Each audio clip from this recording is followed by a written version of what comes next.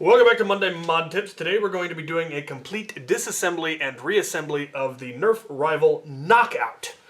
First we will take a look at the basic controls. We obviously have a lever here on both sides, which is what opens the breech for loading.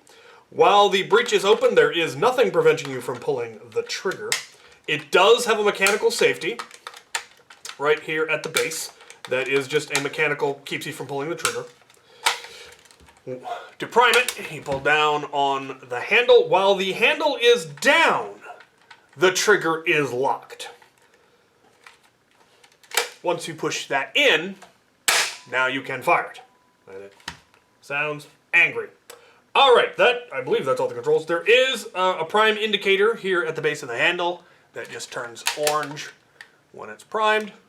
Very straightforward and simple. Okay. Let's get this thing open and poke around a bit. Smaller screwdriver. I am using a magnet board. It is very nice. I was hoping that the whole thing would be magnetic, but it's actually only the little tray section up here. So far, we do have two different size screws. This top one is a long screw. This one was a shorter screw. Another long one. These two top ones have been long screws. The one on the rail was a short screw again. We have another long one. So far these three have all been long. Alright. So in the end, appeared to be just the three long screws, 1, 2, and 3. The rest were all smaller screws. And we will try to get this open. Be aware, this blaster does like to spring open when you open it. Did I get all of the screws out? Woof. As you can see, stuff tends to fall out. Which is why this video is being made. Alright, we are in. Now when I opened it up, I had a little bit of trouble because there were two pins that ended up getting stuck on this side of the shell. They are well seated, and pulling them out caused things to pop loose from this side, and that's what often causes the thing to spring, and then people have trouble getting it back together because they never actually saw how it went together in the first place. The two pins were the pin that the trigger hinges on, as well as the trigger that the pin that the catch hinges on. And I pulled them both out just using a pair of pliers and moved them over to where they're going to go, because otherwise it makes it kind of difficult to work on the inside. So let's start pulling things out. We have a cosmetic bit in the front that can simply be removed. We then have our barrel, which is held, this is the spring that of course pulls it forward. It's just hooked on that hook right there. That is what pulls the breech open when you activate the catch. I think we actually have to remove a few other parts before we can get to the catch. Nope, I can get it out. Okay, so this is our barrel catch. It's what holds the barrel in place. On the far side of the shell, incidentally, there is just the lever that activates activates or causes that catch to move. Fairly straightforward. It just goes in between, pulls that down, makes it pop open. It's just a leaf spring. It's held in with a pair of screws. I recommend leaving them where they are. Alright, now we get into the parts that probably give people trouble. We have this linkage arm that goes from the trigger down to the trigger lock. This is in fact part of the trigger lock that prevents you from firing it if the priming handle hasn't been pushed back up. We then have another small piece in here, and this is the one that is probably the most difficult for people to figure out where it goes, because it's weird where it goes. There isn't actually a full obvious channel or anything. Direction is kind of odd. How it interacts is weird, but we will get to that when we go to reassembly. We then have our safety, which, as I said, is just a mechanical. It pushes forward, prevents you from being able to pull the trigger. Fairly straightforward. We then have our trigger, which is, annoyingly, a leaf spring. I do not like these plastic leaf springs, but space is kind of an issue in here. But I think they could have figured a way to put a spring in there, but maybe not. We will see. We then have our catch, also a leaf spring, and we know how I feel about plastic leaf springs. We then have our entire plunger assembly, which we will further disassemble in a moment. We'll see how exactly all of that works. We then have a metal link arm. This is the catch link. This links the trigger to our catch, and that is what in fact releases the catch. We then have a tiny spring-loaded thing. We will explain what that is for. There is a rubber bumper up here. There really isn't any particular reason to take it out, but we can go ahead and remove that. And that leaves us with the inside of our shell, which has the 2 pins, which I recommend leaving in place, and our barrel release lever. Again, I recommend just leaving that in place, because there's really no reason to remove them, but if you want to, there's just a pair of screws, and you can remove that. Let's take a look at our plunger assembly. Now the bottom is clipped on, so you are going to want to be careful as you remove that.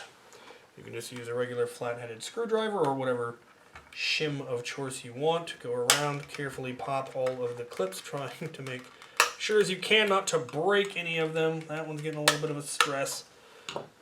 Hold it in place with your hand if you can, so it's not putting too much stress on any one of them as they're popping loose. But that takes that out.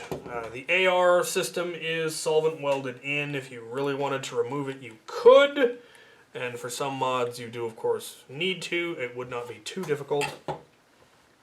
Then we get to our plunger assembly, which is the troublemaker.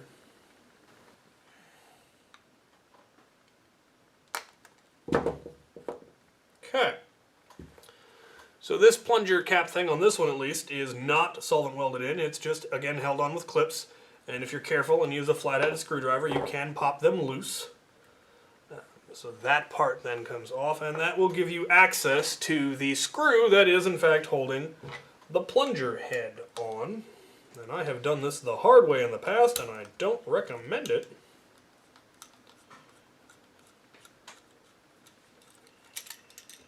We have one very large washer-headed screw. We have plunger head, and then we can get to our main spring, which in this blaster is a very beefy spring.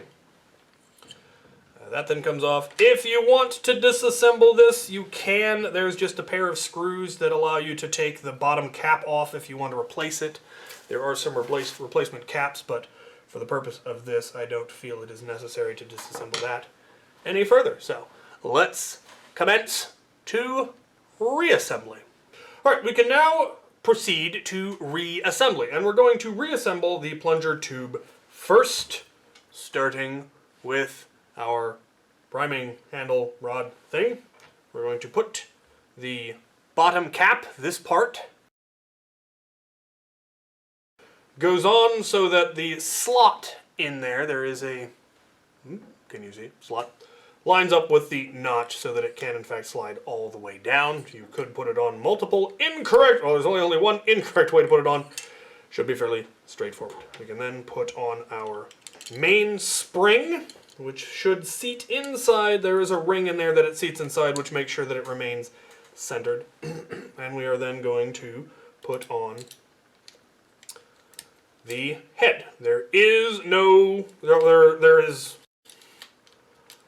two ways you can put it on.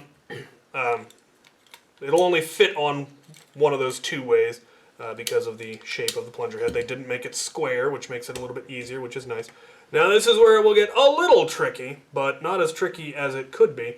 You are going to have to hold that down. You're going to have to compress the spring and hold it down and just keep it in place as you put the ridiculously large screw back in.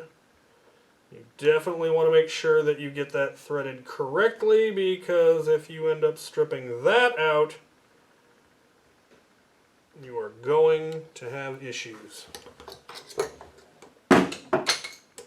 Screwdriver down. You do not want to cross thread this, because if you chew up your thread, it's not going to hold anymore, and the whole thing will cease to function correctly. So that goes on there like that, and then finally this weird white part, this part, clips on there. The whole thing should compress correctly still. We then are going to take our plunger tube, put it on there. The notch that is on the rod that we had to guide this around needs to be pointing the same direction as your barrel. I don't know if it'll let you put it on the wrong way, but don't do that.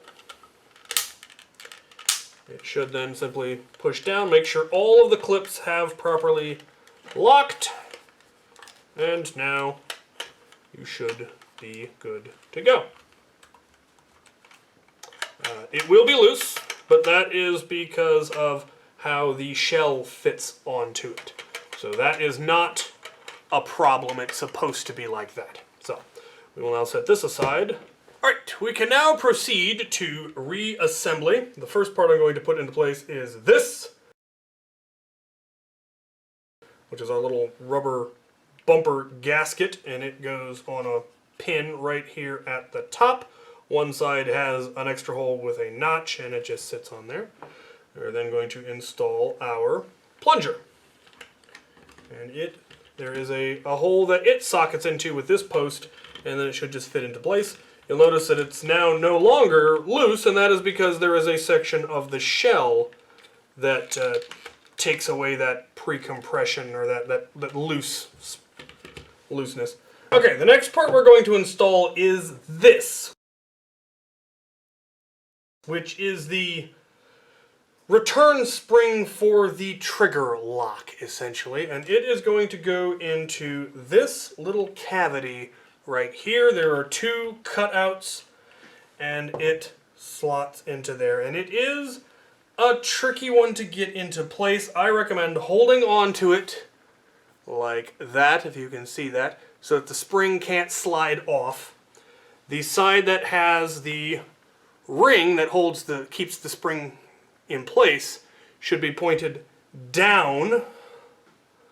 Holding onto the spring, push the spring up against the upper notch and slot it down into the lower notch, and it should be in this configuration.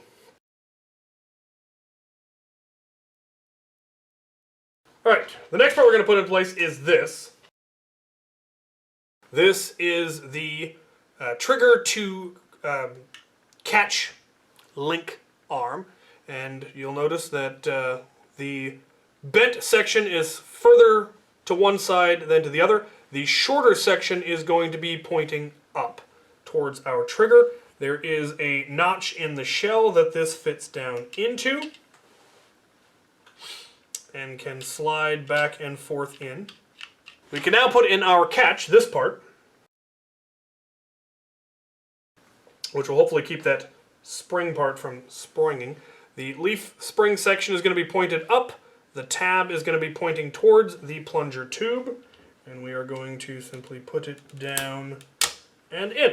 And then we'll lock down onto one end of that metal rod. And so when we pull up on the metal rod, it pulls on the catch, and that is how that releases.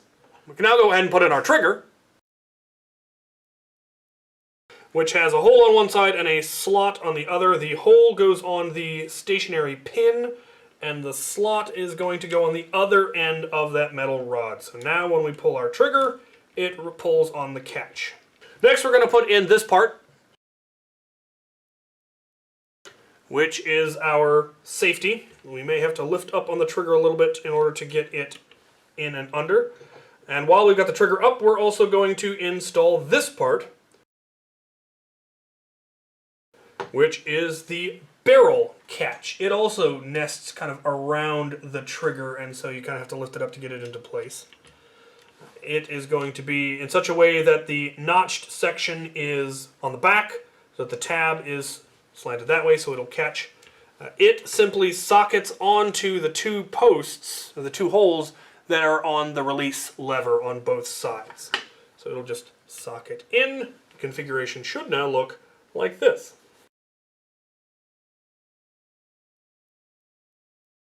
Now we're going to get to probably the most difficult part for people other than that spring-loaded bit, which is the trigger lock. The part that locks the trigger while this is primed down to prevent you from pulling the trigger and releasing it and having this come slamming up and possibly break your fingers or whatever else. So we have two parts to this. We have this little part, and this is the tricky one. It goes right here at the bottom underneath the bottom of the plunger tube, and there isn't really a very clear place that it's supposed to go. Once you know where it goes, you can figure it out, but you are going to need to pull the plunger tube down just enough so that this notch on the bottom clears the bottom of the shell, and this is going to go in right above it. And when this comes forward, it pushes that forward. You can see as the plunger tube comes up, it pushes that forward. But we need it to be all the way back for now, so continue to hold that open, and we're now going to install this part, which is the link between the trigger and this, and it is what prevents you from pulling the trigger when that is down. And that is going to go in here in this orientation so that the notch goes around this post, and the slant on the bottom lines up with that smaller piece that is in there. And it's going to sit right there. So now when we release this slowly, that little piece gets pushed forward, which forces this portion up, which then releases our trigger. There is a cutout right here that interfaces with a tab on the trigger.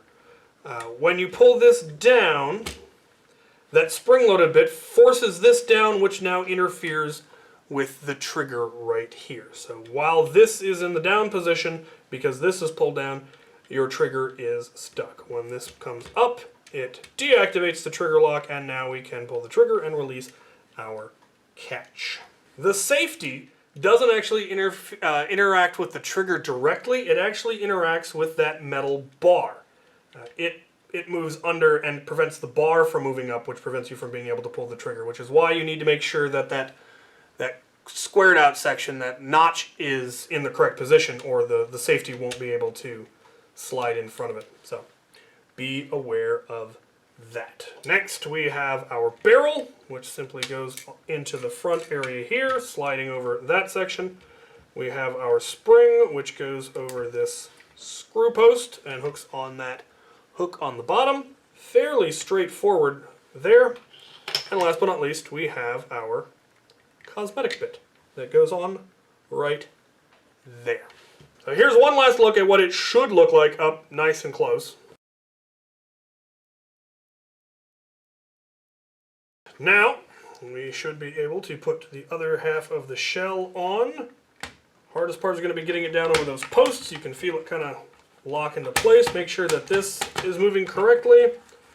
The shell should go together smoothly. Barrel should still open. All right, let's put our screws back in. We'll start with our 3 long screws, which, if you remember, are this first top one here is one of the slightly longer screws. Remember to always rotate counterclockwise until you feel it click into place. That's the threads lining up. You do not want to cross thread, because you'll chew up your screw posts and then they won't work anymore. Next long one was this one in the very back. Again, rotate till it clicks. The screws should go in easily. If you're having to really push down hard and twist, then you are cross-threading, in which case you've failed to rotate back until it clicked enough. It should go in nice and simple. Okay. The other long one was this top one on the handle. Those are our 3 long screws. All of the rest are the same length, so it doesn't matter where you put which one. All right, we've got it back together. Let's give all of our controls a check, make sure everything is working. The barrel does lock, the barrel does release. When the safety is in place, we cannot pull the trigger. Correct. When the priming handle is down, we cannot pull the trigger. The priming indicator does go into place when this is locked back up. now it will fire. So that is the complete disassembly and reassembly of the knockout. I hope I've been calling it the knockout this whole video. I probably called it the takedown 5 or 6 times. Who knows? Anyway, the knockout. That is the full disassembly and reassembly of the knockout. Hopefully this was helpful to some of you. The survey for which blasters I will cover next will be down in the description. Feel free to choose which ones you'd really like to see. I believe the Alpha Trooper is currently top of the list, so that will probably be the next one that I do for next week. So there you have it. Thank you guys for watching.